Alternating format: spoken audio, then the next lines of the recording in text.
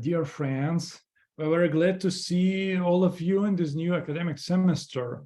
I'm Viktor Halasyuk, CEO of Ukraine Global Faculty, and today I'm happy to introduce you the second lecture of our special speaker, an American professor and digital communications expert with 25 years of experience with innovative universities, education technology, and digital media communication, Professor Raymond Allen Lutzky. Ray is Vice President of University Partnerships and Academic Partnerships, a leading edtech company helping institutions to increase student access to top quality, affordable, and workforce-relevant education. Professor Lutzky has extensive experience teaching at top US universities such as the University of Southern California, New York University, and Cornell Tech.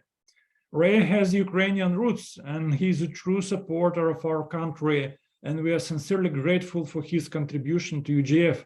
Today, you have a unique chance to ask questions in our Q&A to Raymond, and after the lecture, the most interesting will be answered by our speaker. And now my warmest welcome to you, Ray. The floor is yours.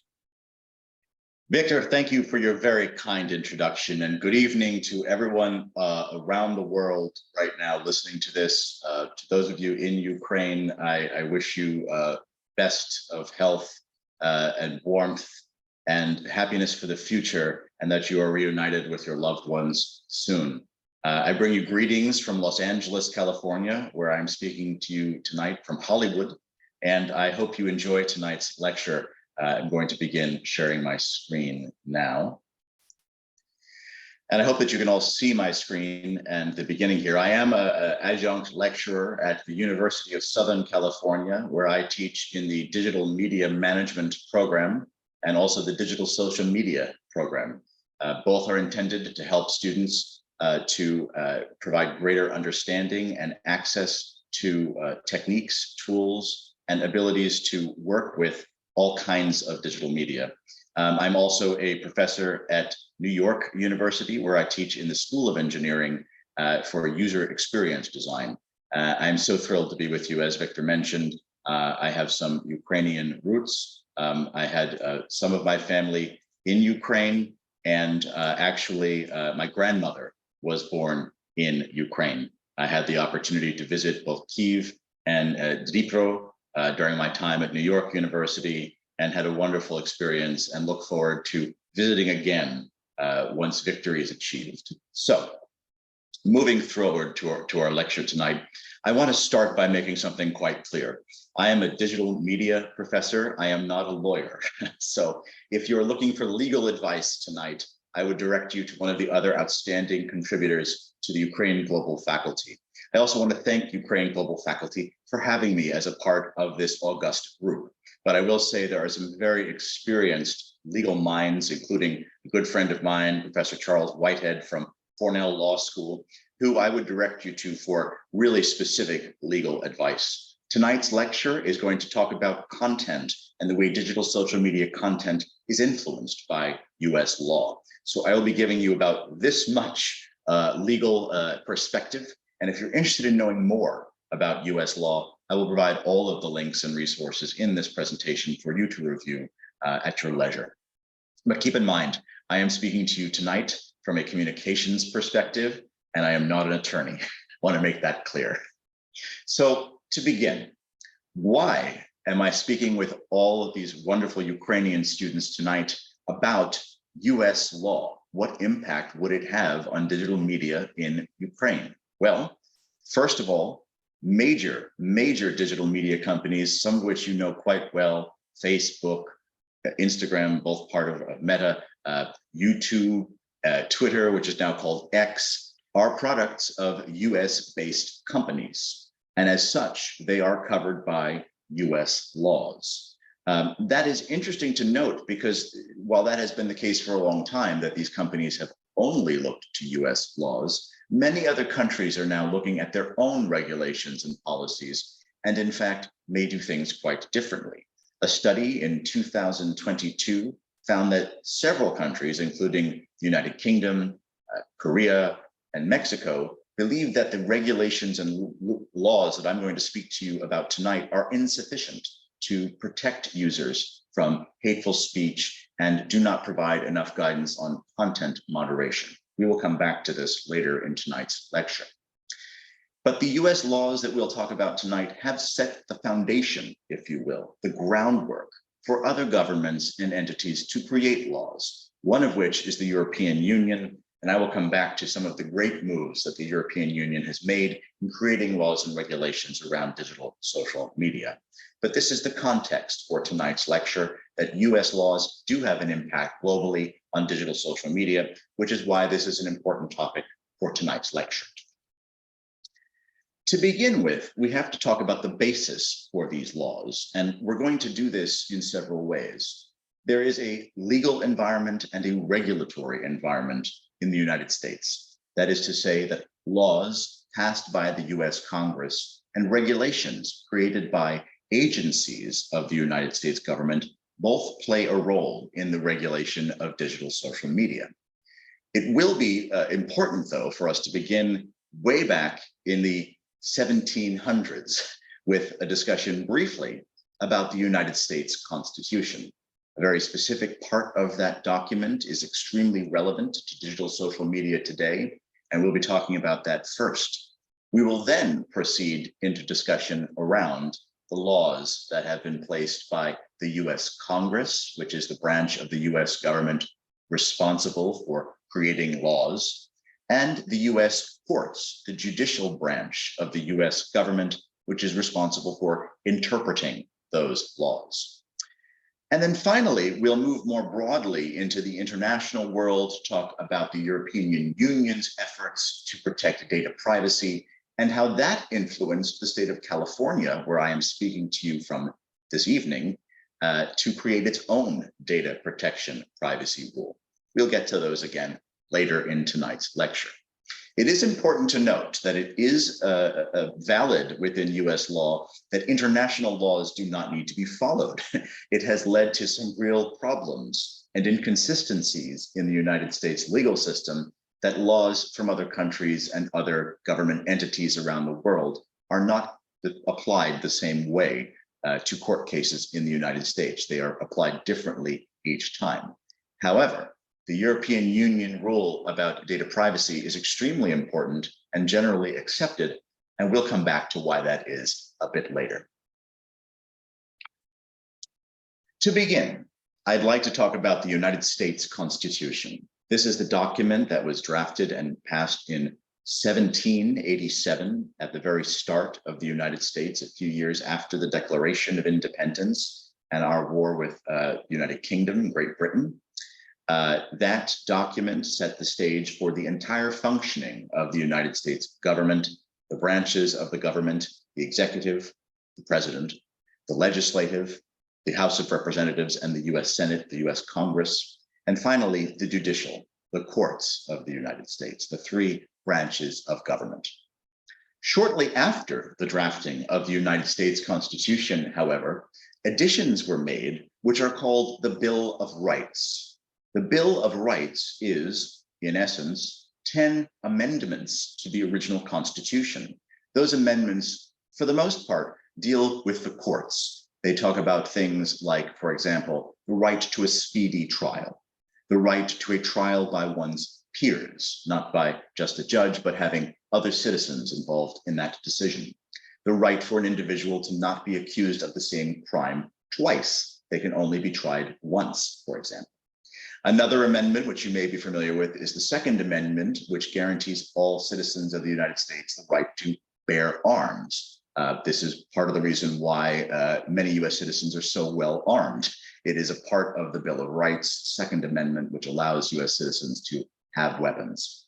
However, the very first amendment, the very first thing that was done to change the Constitution of the United States in 1791 was the First Amendment. The First Amendment guarantees several protections to US citizens. Protections, for example, around religion. You can see in the text in the first bullet there that Congress shall make no law respecting the establishment of a religion. There is no national religion in the United States.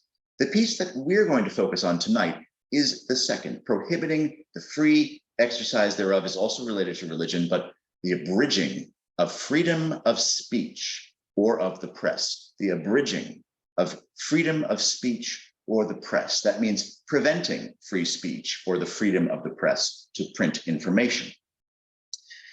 This is a very broad amendment. It could sound like it allows anyone in the United States to say anything at any time, print anything they want. And in part, that was the intention of the framers, to allow individuals to say things without fear of repercussion.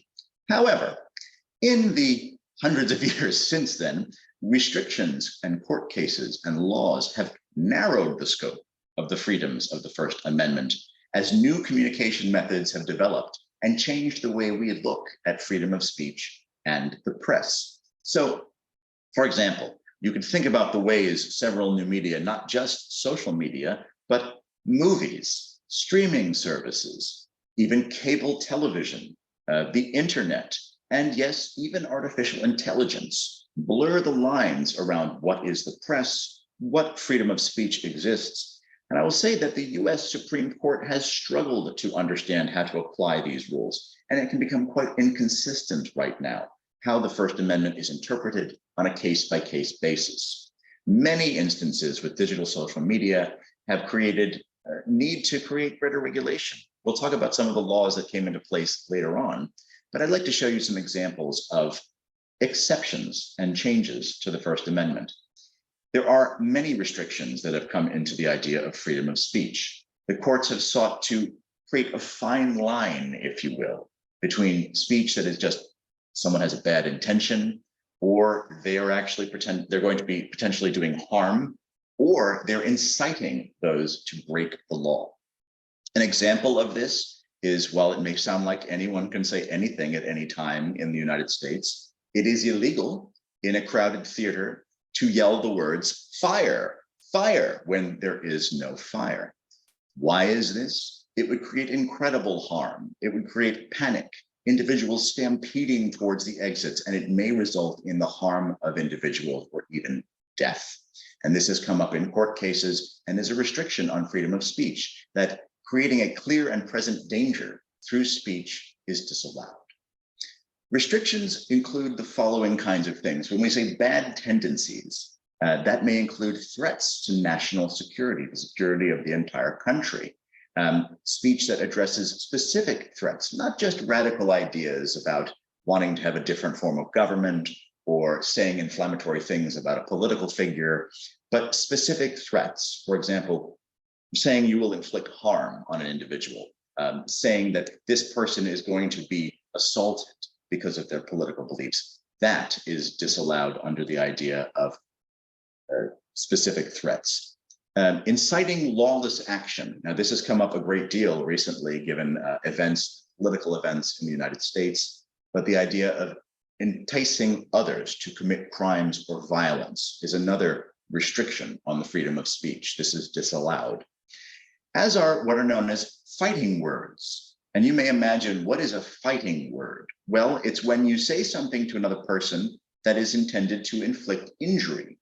You walk up to somebody in a bar and you insult them with the intention of starting a fight. That is not freedom of speech. That is a restriction because you are intending to cause harm through your words. And of course, in the internet and digital age, we can talk about this in terms of cyberbullying, inflicting harm on an individual by saying things online that are offensive and intended to cause harm.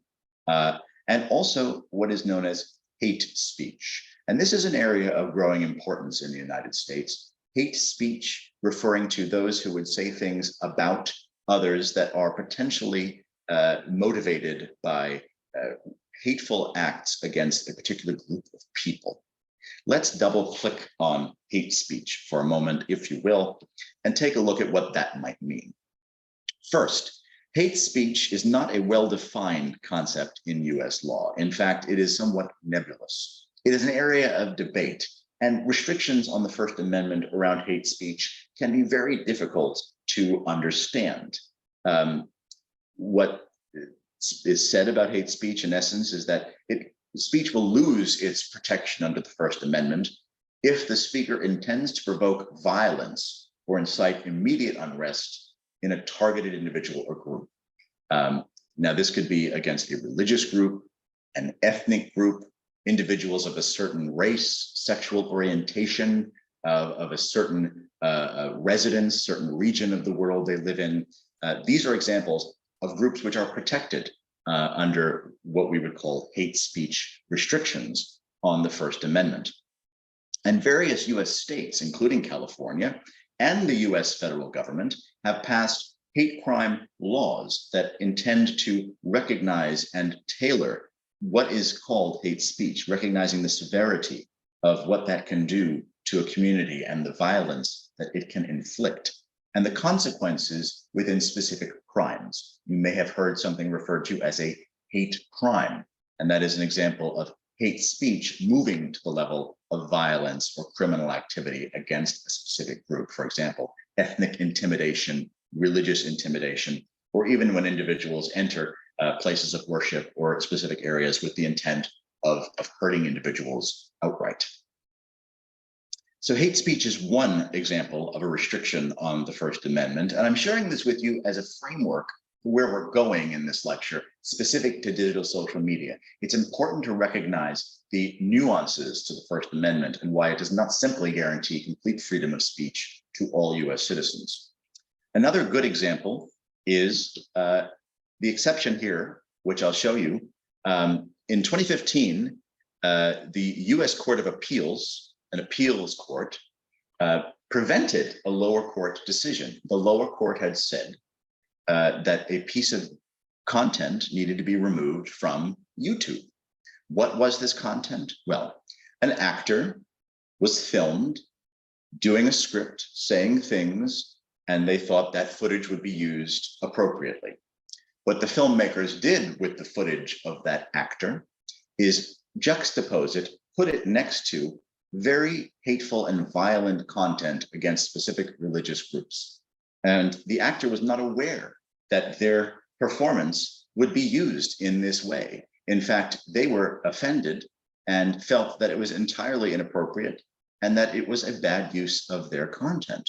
And the original court that they sued Google in, the court agreed and said Google must take this content off YouTube. However, Google appealed this decision to the US Court of Appeals, which determined because no irreparable harm had been done to the actor, that the actor was still fine and they could continue on their career and it would not negatively impact their career, that there was no basis to remove the video. And of course, therefore, it was protected under the First Amendment and freedom of speech and freedom of expression by the authors, by the creators of the YouTube video, and that video should remain in the public domain on YouTube, rather than be removed simply because an individual felt that their rights had been abridged and that they were not being represented the way they intended.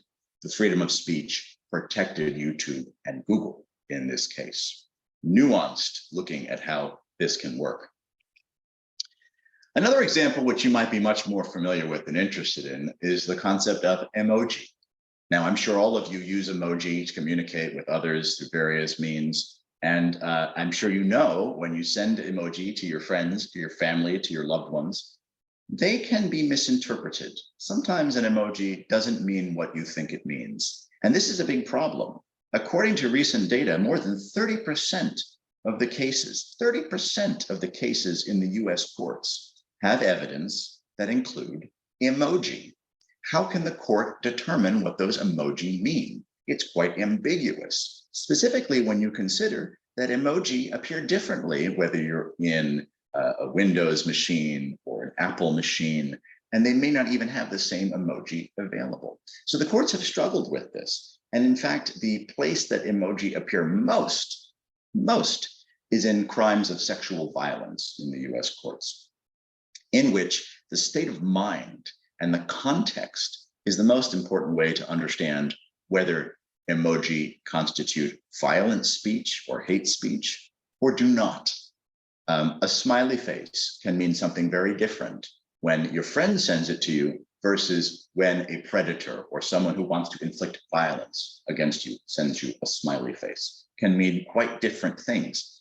So the idea of context is how the US courts continue to wrestle with whether the First Amendment protects certain types of emoji speech or whether that speech raises to the level of violence-inducing incitement or any of the other areas where we've already explored restrictions on First Amendment freedom of speech in the US. So this is a growing area of concern and is very inconsistently treated by the US courts.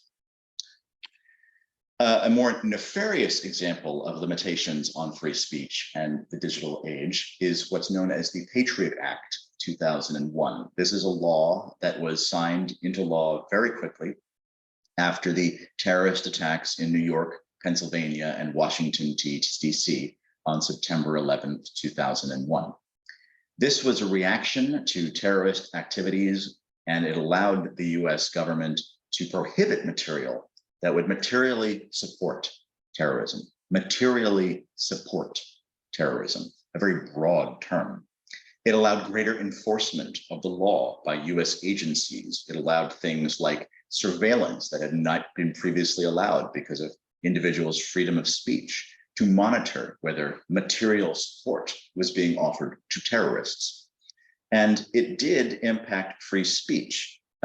Many criticisms came from civil liberties authorities, from liberal members of the Congress saying that it had gone too far, that these restrictions presented a fundamental change in the freedoms of US citizens to have that freedom of speech. However, the law was applied in many different ways. For example, the US Court of Appeals, so there was a decision made and it was appealed to an appeals court, but they upheld the decision from the lower court saying a man who was convicted of terrorism simply for posting translations of Al-Qaeda materials online had provided material support to Al-Qaeda. So simply by posting information that had already been posted somewhere else and translating it into English, that individual was convicted of terrorism. So freedom of speech is very fragile and it can be changed based on world events. And it is a constant balance within the US political environment of what free speech really means and how it is protected under the law. So why are we talking about free speech? Well, first of all, it brings us to a familiar topic for all of us right now, which is called fake news. And fake news is something I talked about in my first lecture with Ukraine Global faculty about digital moments. But I would like to take you back in history. This is a term that has been used all the way back to the 16th century, where it was called false news. And in both cases, up until recent times and all the way back to the 16th century, this was simply to mean the news is incorrect. And that's all it meant.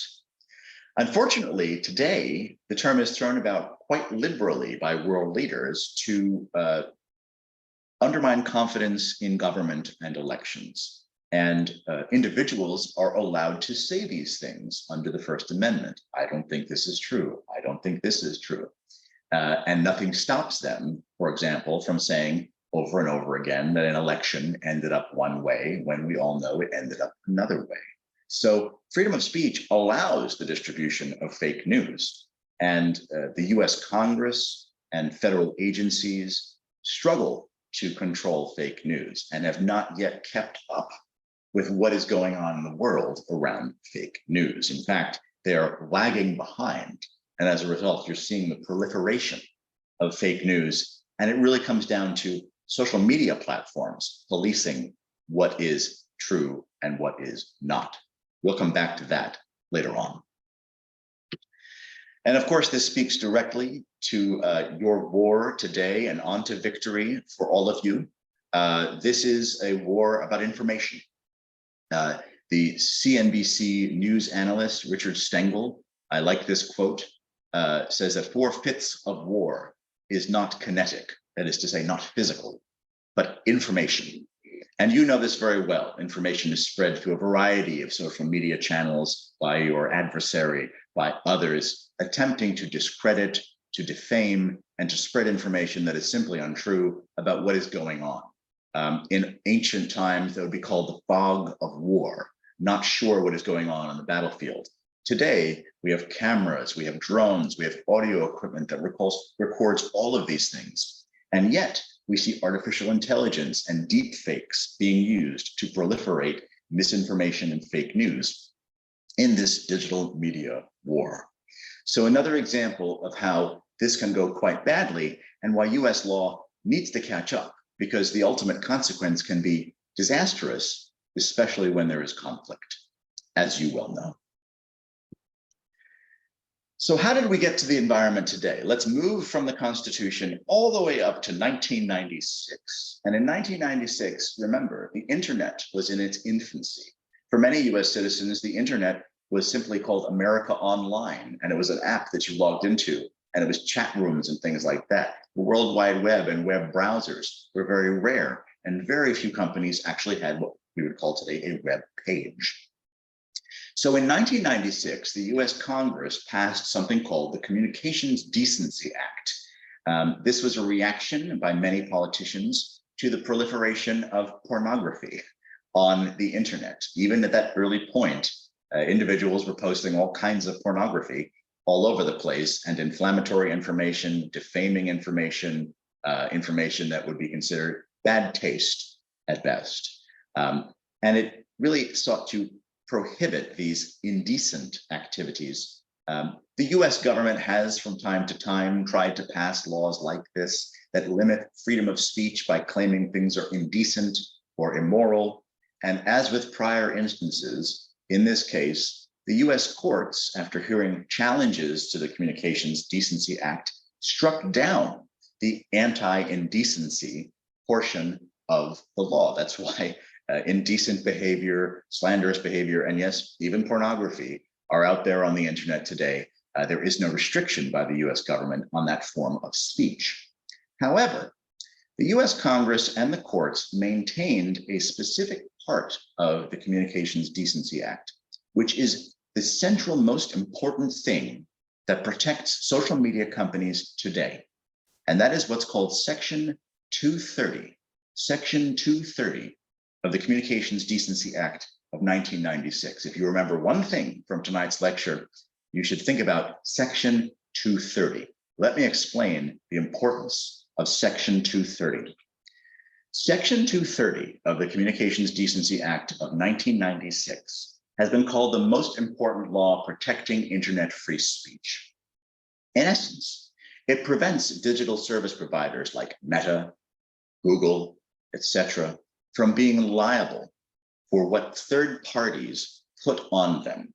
So the right to publish the speech of others in the information age. What does that mean?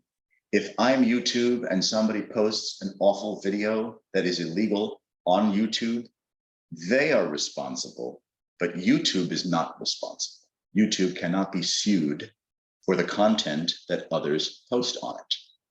It was designed in 1996, as you can imagine, to support an industry that the US Congress and courts understood would become extremely important in the 21st century.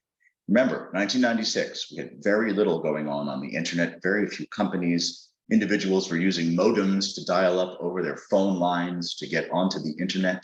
So it was designed to protect the burgeoning internet industry and prevent it from being sued out of existence very quickly, because it might have been. And the Congress and courts saw this. So they created the protection of Section 230 so that these internet service providers could not be sued for what was posted as content. What does it say specifically in Section 230? And I want to read this to you and parse out what this actually means. In the US law, it says no provider or user of an interactive computer service shall be treated as the publisher or speaker of any information provided by another information content provider. That is to say, if someone else puts something in your platform, you are not responsible, not liable.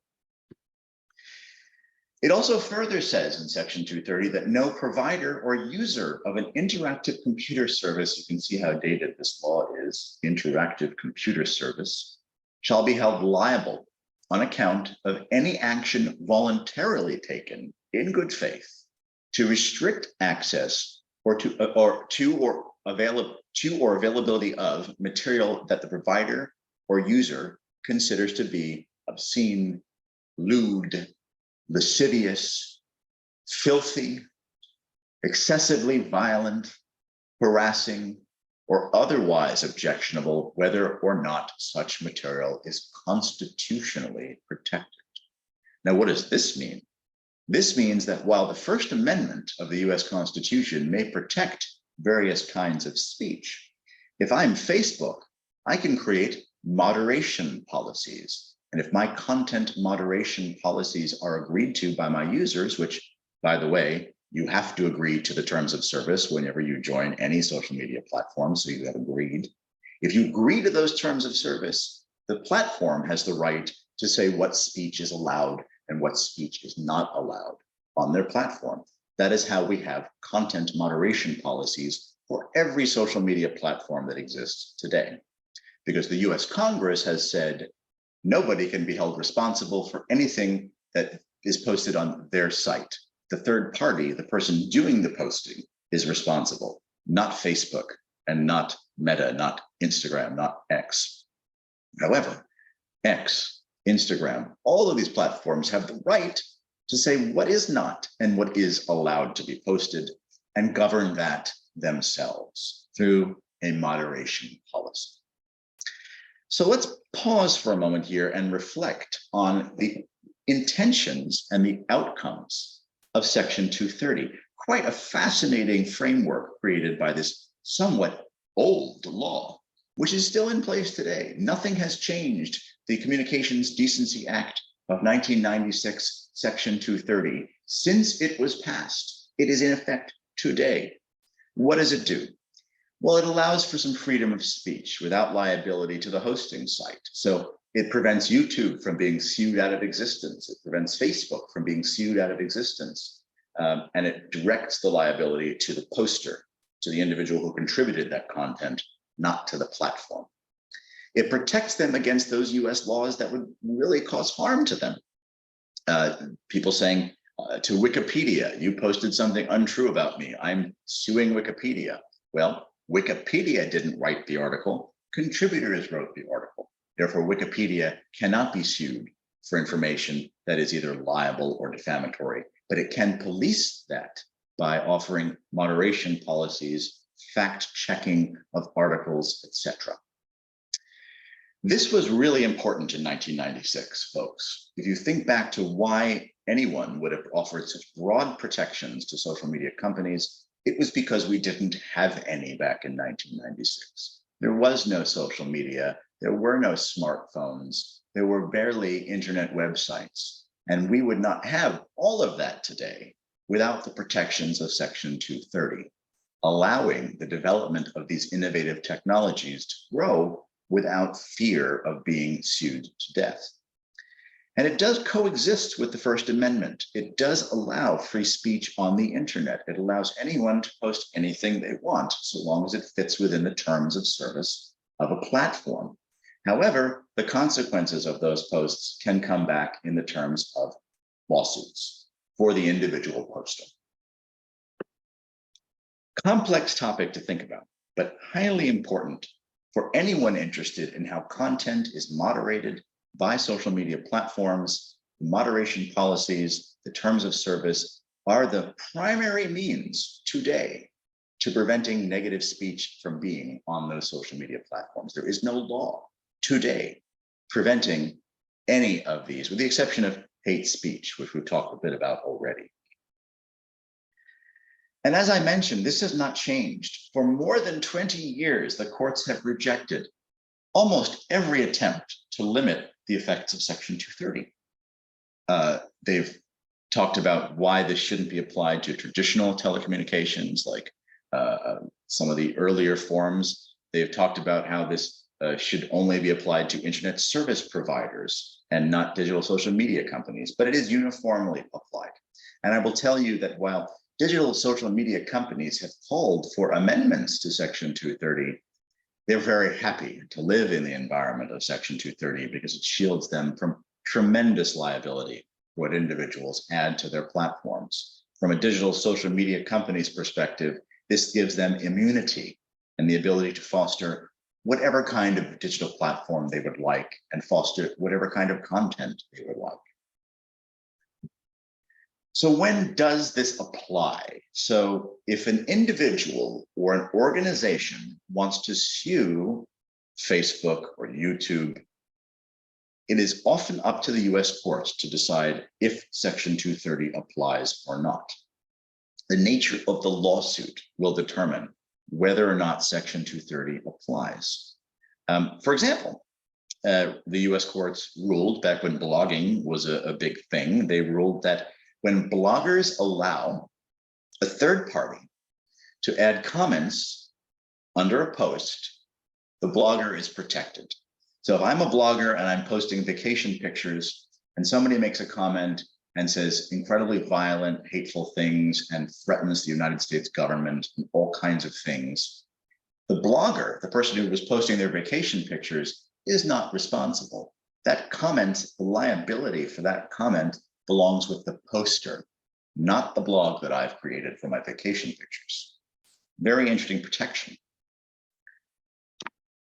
So when does Section 230 not apply? Well, here's a good example. Facebook was not protected by Section 230 when it republished some content.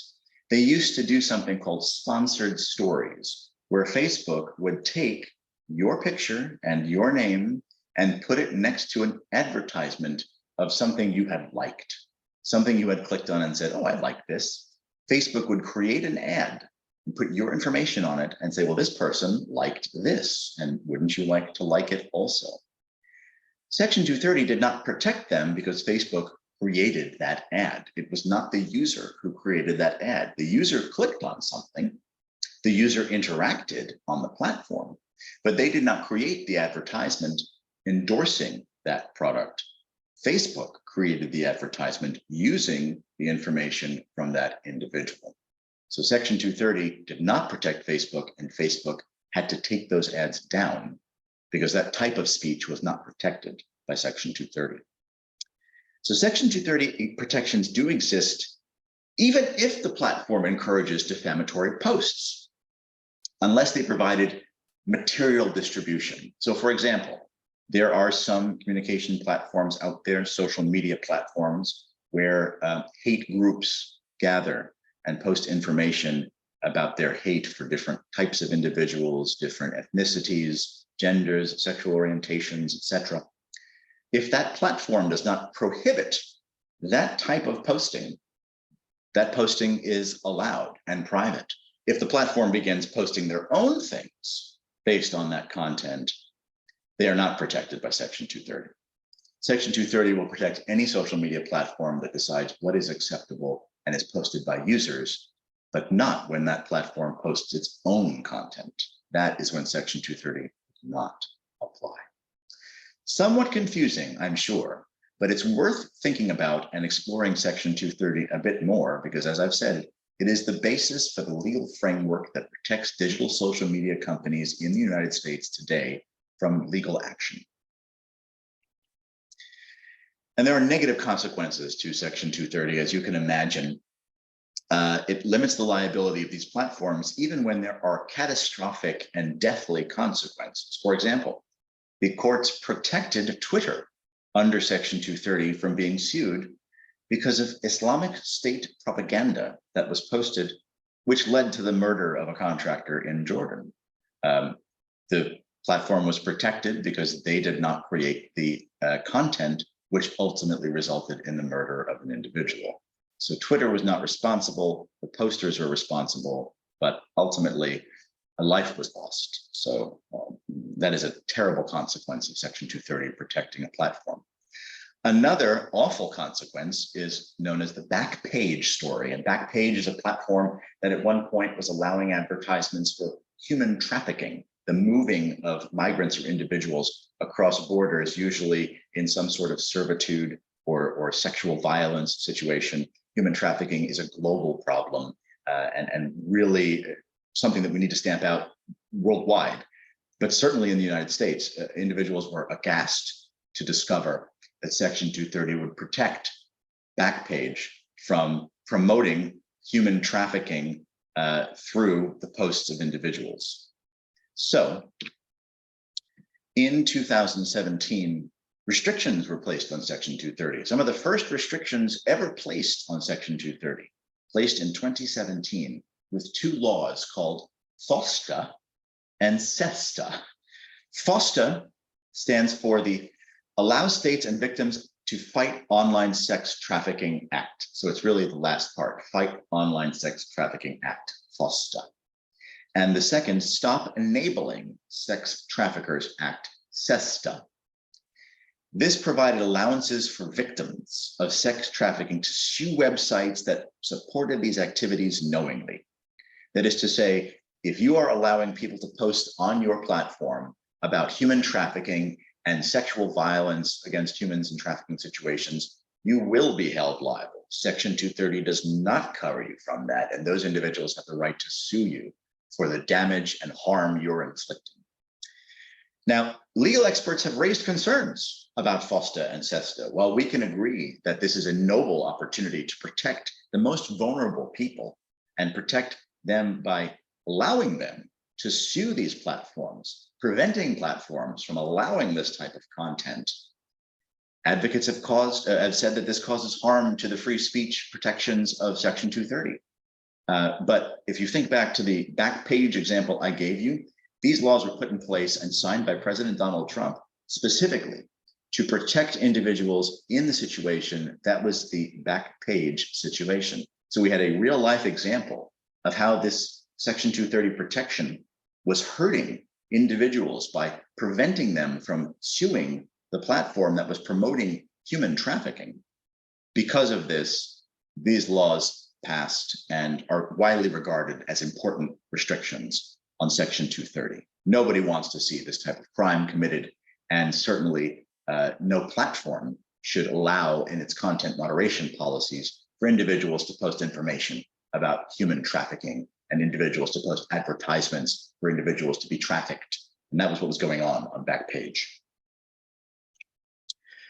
Now, you might imagine or might be asking yourself, the government of the United States hasn't been able to amend a law that was passed in 1996 based on what's going on today with digital media, machine learning, artificial intelligence.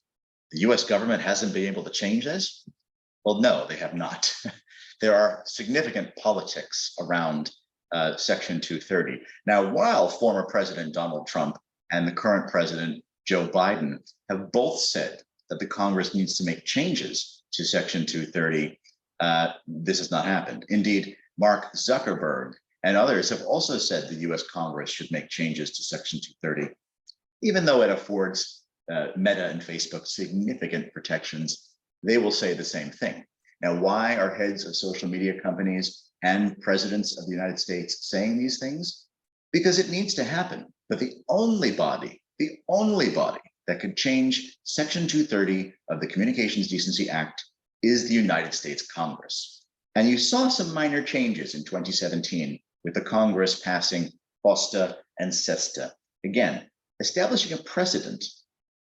However, modern requests and modern pushes in the American political landscape to amend Section 230 are born out of accusations of political censorship, to say that the policies of social media platforms prevent the free exchange of political ideas on one side of the conservative spectrum or on the liberal spectrum, that Facebook and X should not be allowed to have content moderation policies. And remember, that's all they need to do. They don't have any legal requirements. They can just have their own policies.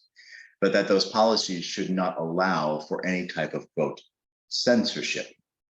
Now, unfortunately, and some of you may already know this, the US Congress today is pretty evenly politically divided. It is very challenging for things, even aid for your country, to make it through the United States Congress. So it is unlikely that in the short term, the US Congress will be making significant changes to Section 230, and it will stay in place. Really important concept. So some additional politics to consider, a concept called net neutrality. Net neutrality existed for a long time, up until 2018, again, during the Trump administration. And net neutrality prevented any internet service provider from receiving payment to speed up the delivery of content for one individual or another.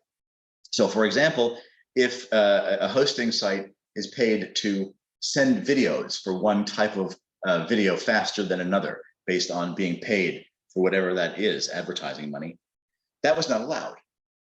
All serving of all content needed to be neutral. That is to say, all content is served at the same speed. When you download something on one device that's different content from another, they come through at the same speed.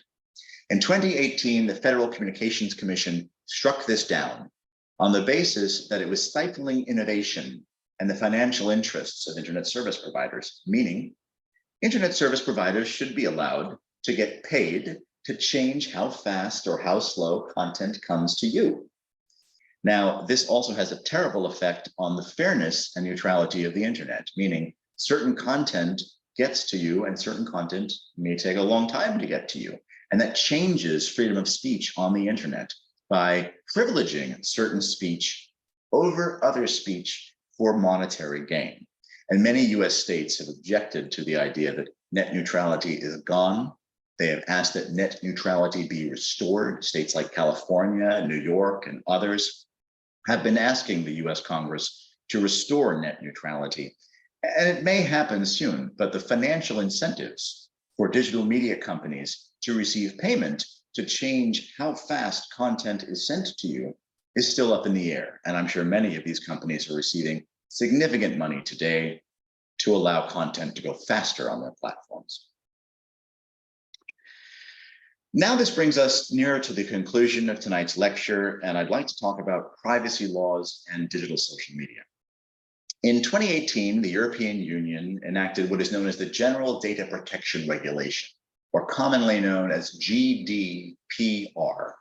And this allows incredible protections of personal information and the use of personal information by European citizens. So it protects users' personal data, email addresses, locations, beliefs, political opinions, their web cookies. It protects their eye color, their hair color, their usernames, all the personal information that a European citizen might enter into Facebook, Google, YouTube, anywhere, falls under GDPR.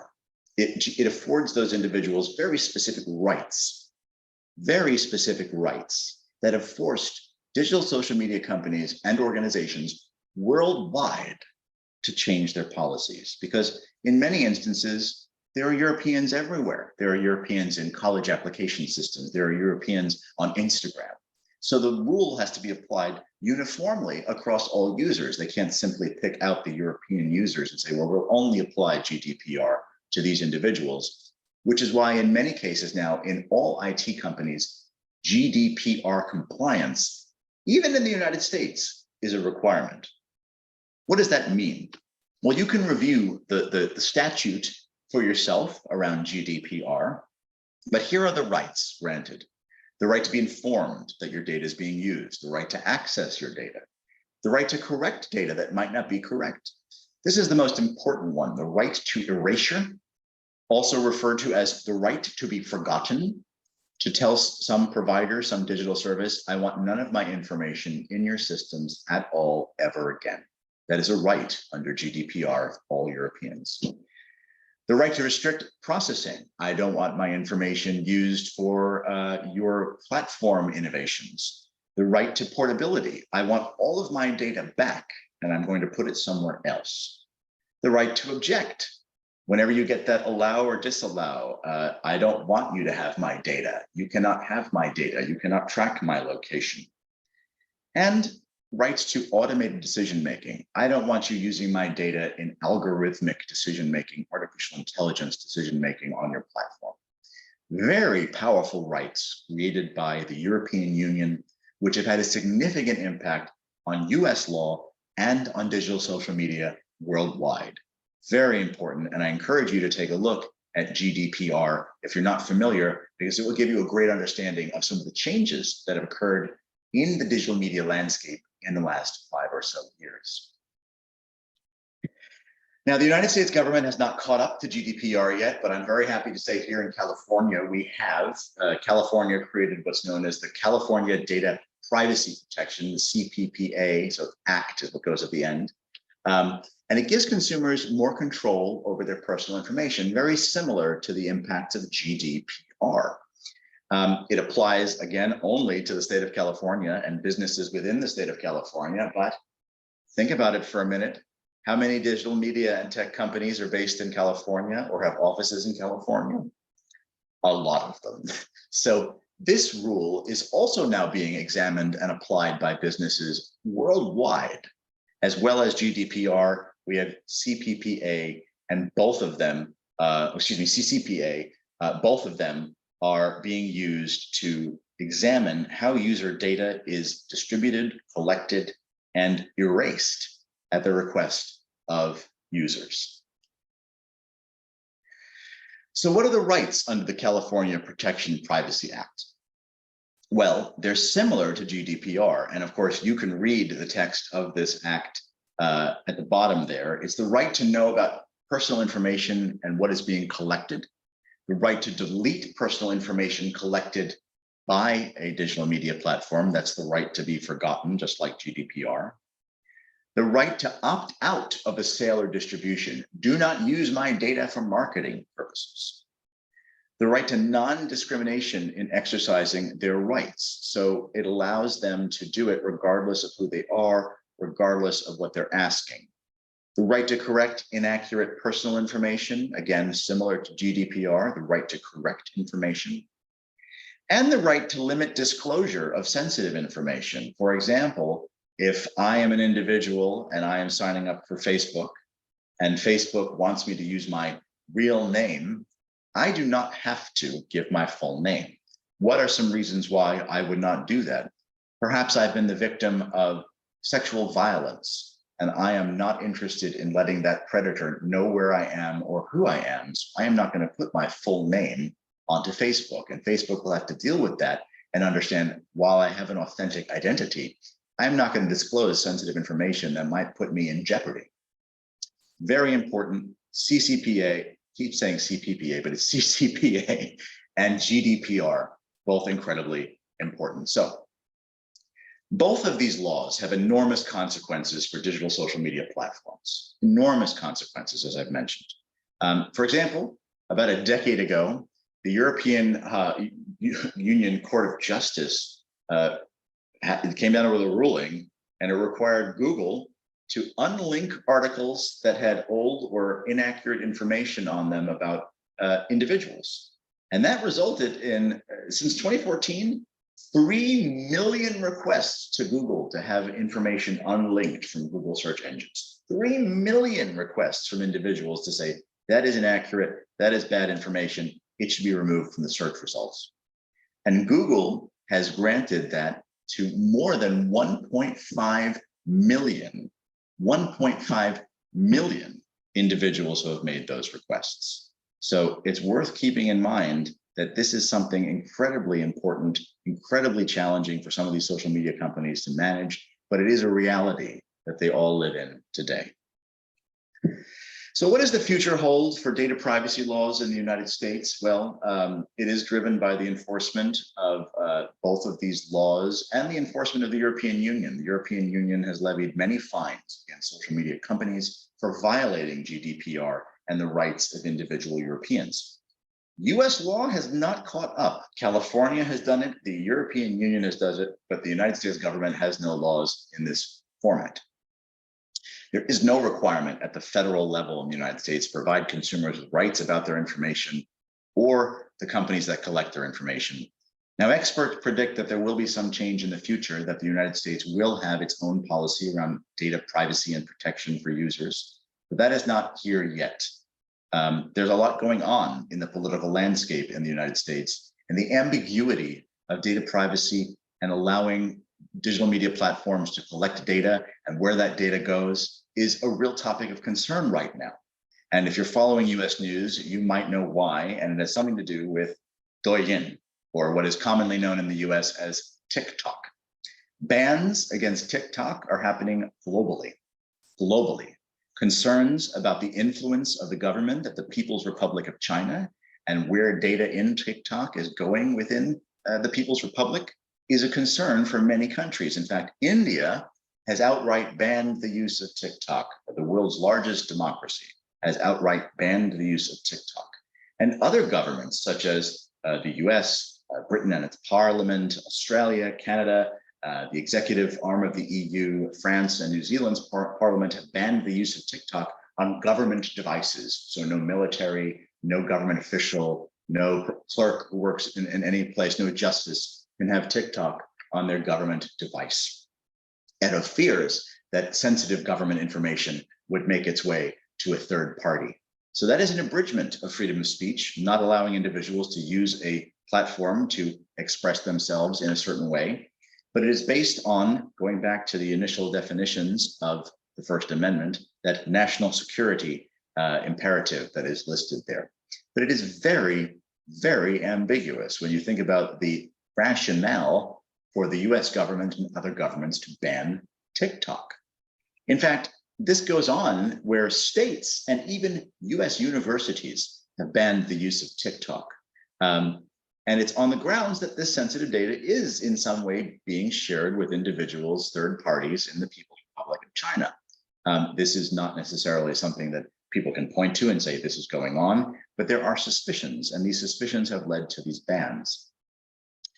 Free speech advocates, civil liberties advocates have said that these are really unacceptable. You can't simply ban TikTok based on some fears, that you need very specific and tailored regulations, rules, laws that govern why this happens, when it's applicable and when it's not.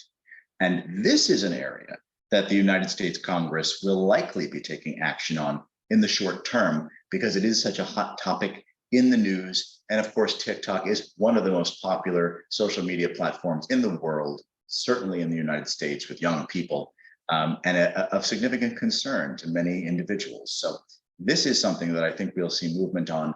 It will change how Section 230 is applied, likely. It will change how freedom of speech is applied in the digital age, likely, and time will tell.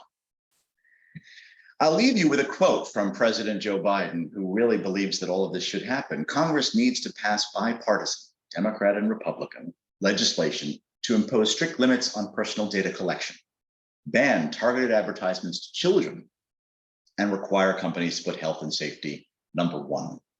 They have to be clear-eyed about this and vigilant about the threats and emerging threats that technology can impose, not just TikTok, but maybe even artificial intelligence. This was actually a quote from a speech that President Biden gave about artificial intelligence, and that it presents a danger to the US democracy and to the values of the country. So very serious stuff, top of mind for the US president, top of mind for the US Congress, incredibly complicated because of all the different kinds of court cases and laws that have come up.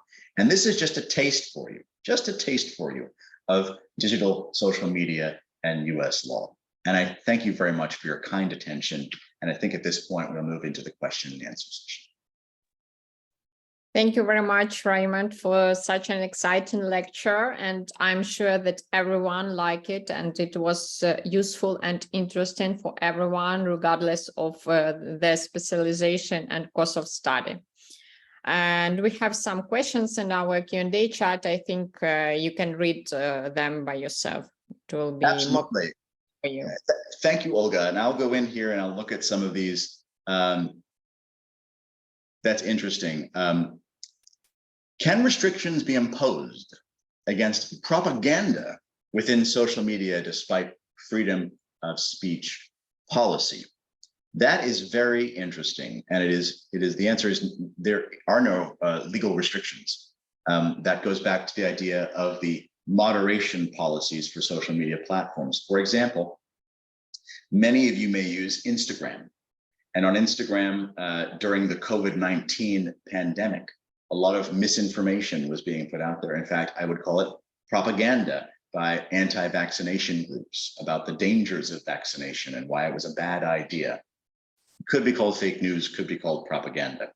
As a result, Instagram changed its content moderation policies to put a warning at the bottom of all content mentioning COVID-19 to say, this is about COVID-19. If you want to learn facts about COVID-19, here is the information.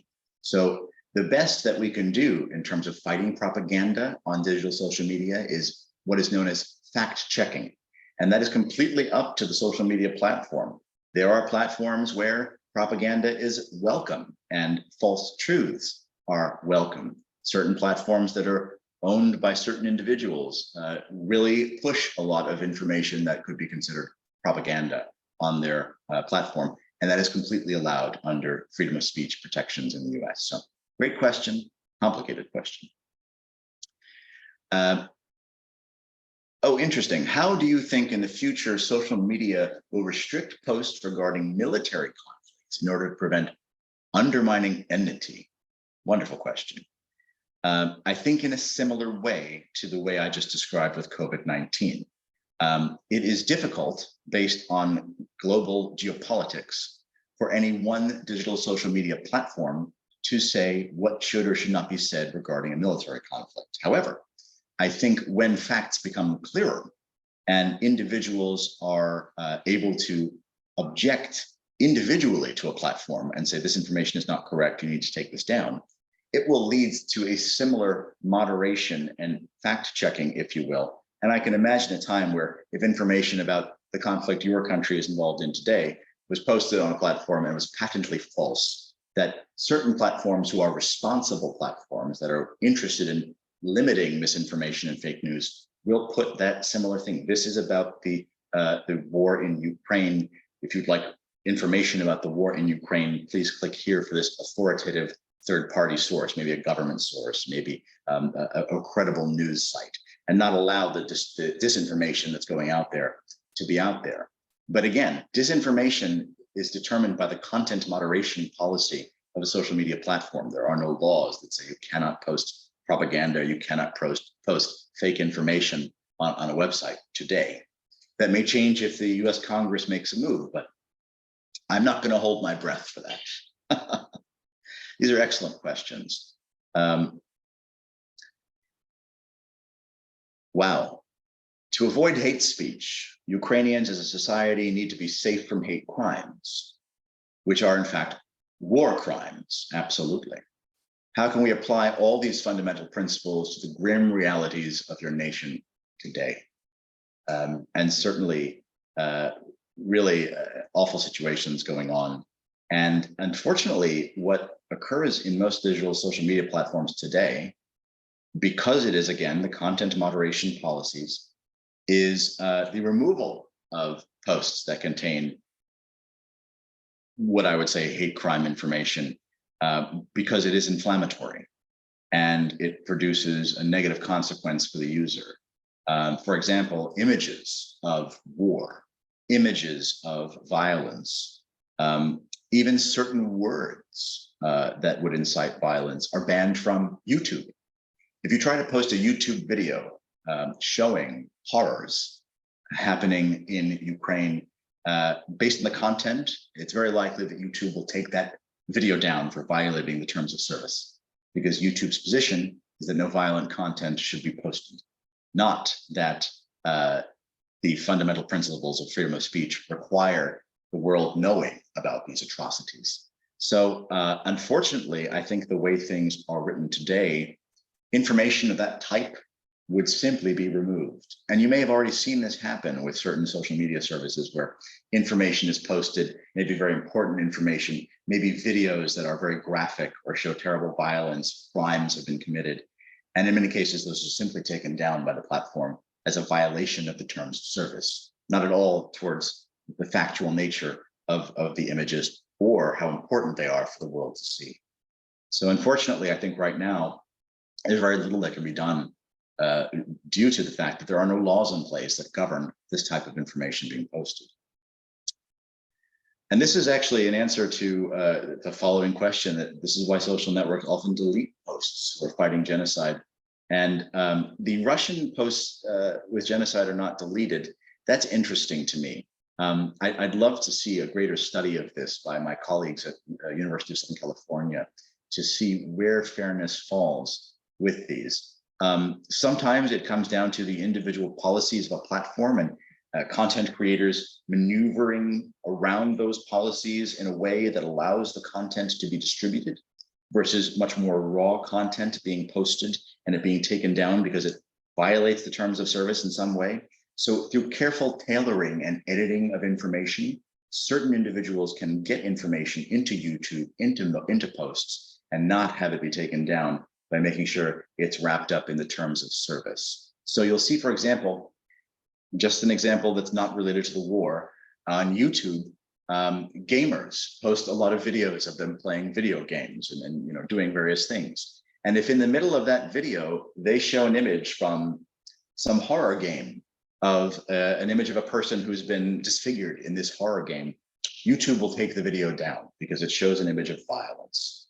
What some have done is they will blur that part of the video and they'll say, well, YouTube is never going to let me show you this. And I'm not going to tell you what it is, because even if I describe it, they'll take the video down. But there's a thing here and I blurred it. I can't show it to you. And then those videos can remain on YouTube because they do not violate the terms of service. It's a very fine line, and it's sometimes a very difficult thing to navigate. And a good content creator will know the terms of service of the platform they are posting on, so they can avoid having the content be taken down. If social media are not liable, how can one bring justice to people whose tweets lead to the contractor being killed in Jordan? Excellent question.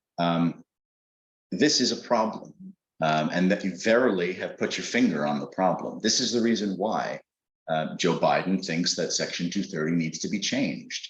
That if content that is posted on a platform results in the death of an individual because a third party, a government, was provided information about that individual and allowed them to execute that individual, that platform should be held liable. That's what Joe Biden thinks.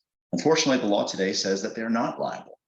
And it's going to require that act of Congress. The US Congress has to make that change in order to fix that situation. So those types of activities are actually the reason why some senior political leaders have called for changes to Section 230 now. Whether the political will exists or not is another question. But that is the avenue that we would need to take. What do I think about the future of artificial intelligence in social media algorithms? This is interesting also because it leads to changes in content moderation policies. There are ways that social media can monitor conversations on apps, verbal conversations, even in places like WhatsApp. And by monitoring these conversations, artificial intelligence can not only gather information about potential violations of terms of service for platforms, but also the context around that potential violation, which is so important. For example, if I send a bunch of emoji to you, that may not look like a violation of the terms of service, but if those emoji are a threat and I'm threatening violence against you or making some statement about your religion that would be called hate speech, artificial intelligence can help us distinguish between those potentially benign and potentially serious content and lead to greater specificity with content moderation policies. So there are great opportunities for artificial intelligence in preventing misinformation and really not leading to, there's another question here about the idea of cancel culture. Cancel, cancel, cancel. Well, could artificial intelligence help us understand the context around a post? Could it help us understand that it is not something that needs to be canceled per se, but is a valuable piece of information, unlike some of the information that's out there that needs to be moderated or removed because of its harmful nature? Again, the fine lines there, artificial intelligence is able to navigate those fine lines in a way that human moderators may not be able to.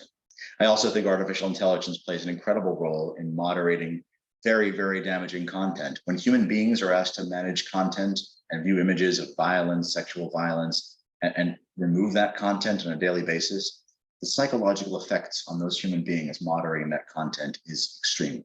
Many of them require years of counseling. Many of them commit acts of suicide, unfortunately, because they are really victimized and haunted by the images and content that they have had to look at. So artificial intelligence can also help us preserve the mental health of content moderators by sorting out some of the decisions that clearly are obvious and not forcing individual human beings to moderate content that may have long-lasting psychological impacts. Got a couple of great questions here. A lot of questions about artificial intelligence. Yeah, I think artificial intelligence definitely needs to be moderated in some way. I think that It is only as good as the information we put into it.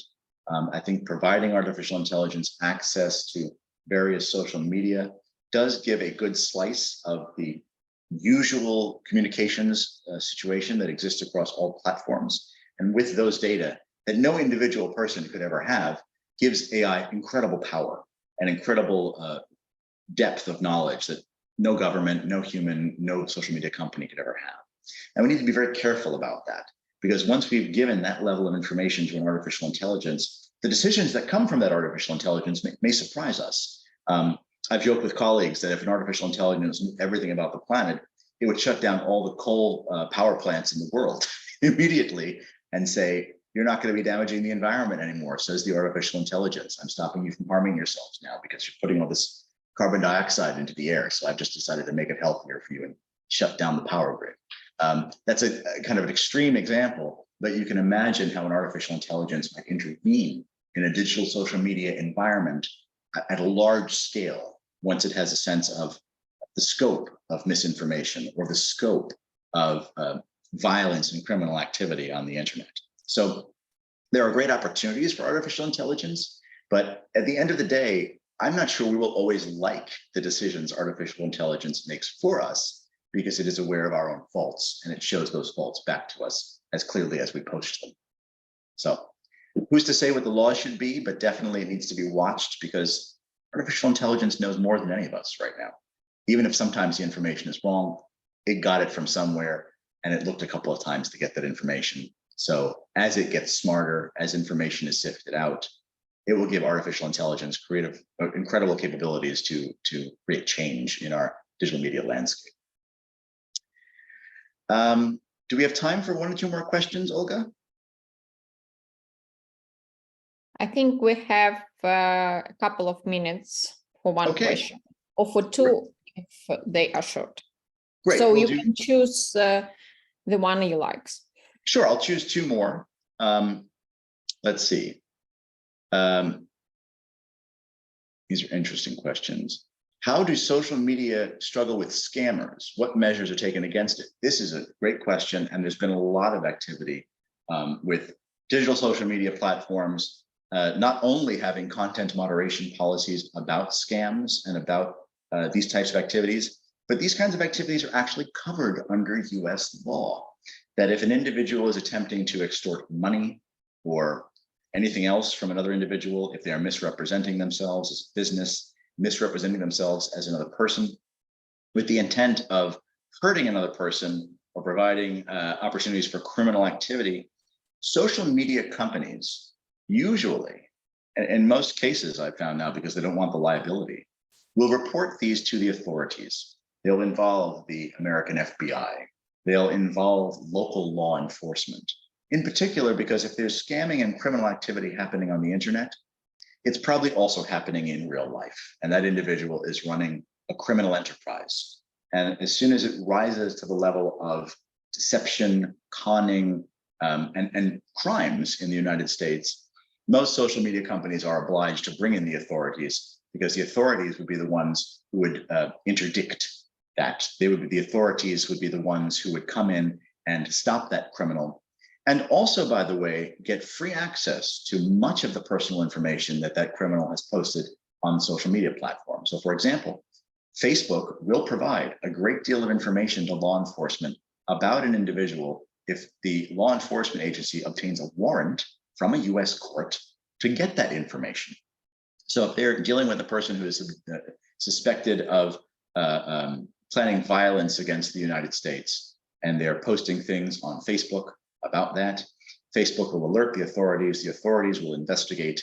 Usually the authorities, the law enforcement will obtain a court warrant, and with that warrant collect a lot of personal information from Facebook that they can use that in reality to pursue that criminal and bring them to justice. So struggling with scammers at that level is very straightforward. Struggling with scammers at a lower level requires human intervention. I'm sure you've reported somebody on Instagram, maybe all of you have reported somebody on Instagram, and it gives you a variety of options to report that person as a scammer, as a spammer, as somebody who's pretending to be an organization or individual that they are not.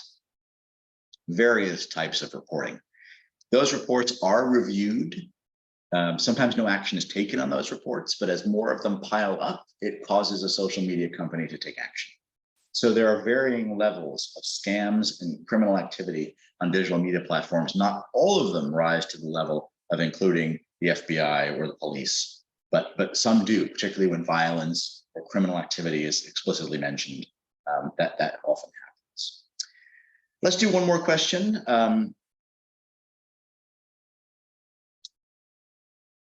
Let's see here. What do I think about? Actually, there's another one here that I see.